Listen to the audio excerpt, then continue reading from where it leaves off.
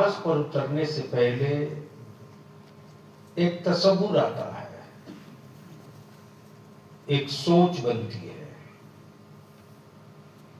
مثلا کسی کے دماغ میں بات آئی کہ محلے میں آبادی بڑھ گئی ہے، مسجد نہیں ہے۔ یہ ایک سوچ ہے، ایک آدمی کی سوچ ہے،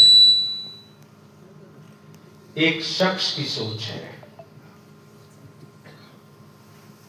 اور یہ سوچ، یہ فکر، یہ فہم اللہ تعالی بندے کے دل میں ڈال دیتا ہے۔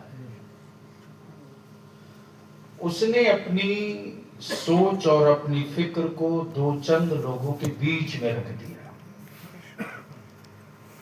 اب جیسے ہی دو چند لوگوں کے بیچ میں رکھا تو ایک آدمی کے دماغ کی سوچ 10 آدمی کے بیچ، 10 میں 8 تیار ہو گئے، بننی چاہیے مسجد۔ دیکھتے دیکھتے وہ سوچ شام ہوتے ہوتے